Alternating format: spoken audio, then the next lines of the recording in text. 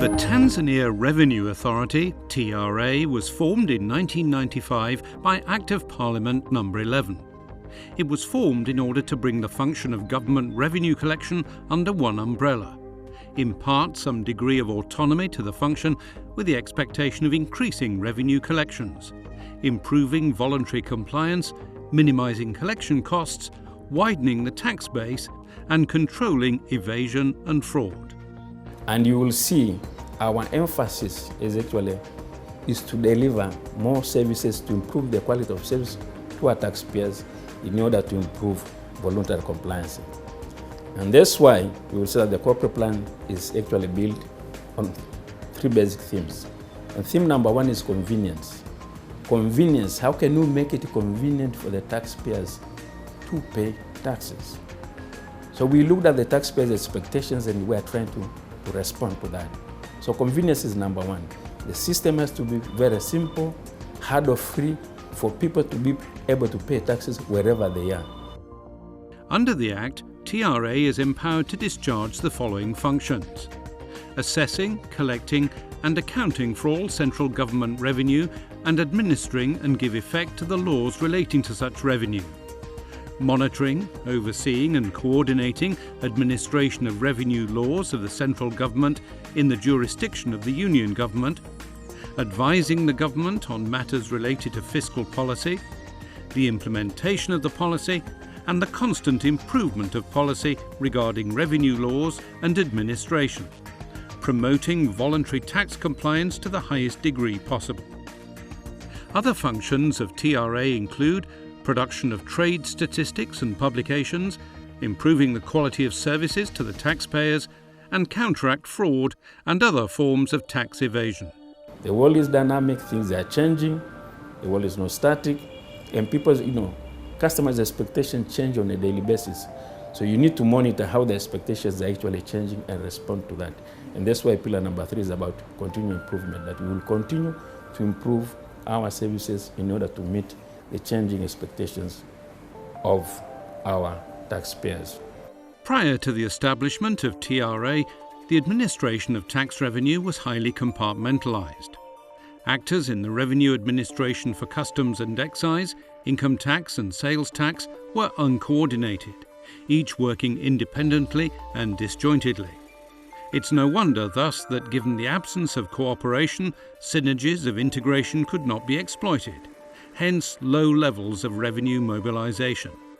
The first responsibility of the newly formed TRA was to institute a corporate culture and establish coordination between revenue departments, which was lacking under the former setup. Setting the relevant systems in place followed suit. We expect also to raise revenue collection from the current 17% to around 20% of GDP.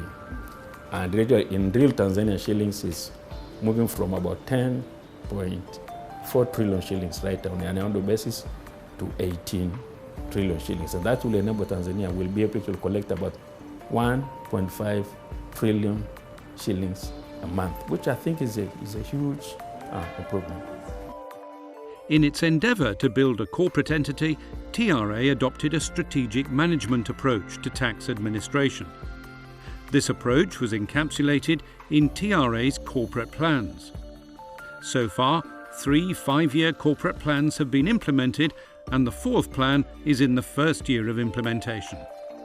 TRA has succeeded, to a large extent, in inculcating and enforcing positive corporate values and attitudes amongst all its staff members.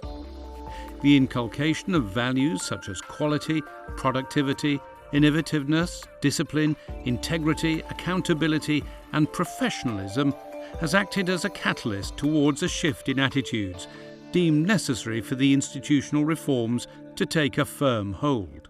The issues to do with our staff performance, build skills, more professionalism, more transparency to improve integrity, so that the credibility of any institution is to do with its integrity, integrity of its own staff. How are they performing professionally and how accountable they are. So there will be mechanisms we are implementing those systems simplify them, make them transparent in order to reduce almost contact between the taxpayer and our staff. And by doing that, I think we believe that actually issues of integrity will actually be highly improved. TRA has equally promoted a positive public image with various stakeholders who perceive the authority as a serious and professional organisation, even though some huge image challenges still exist. The main focus of TRA is to ensure that proper tax assessment and collection is done timely, fairly and judiciously.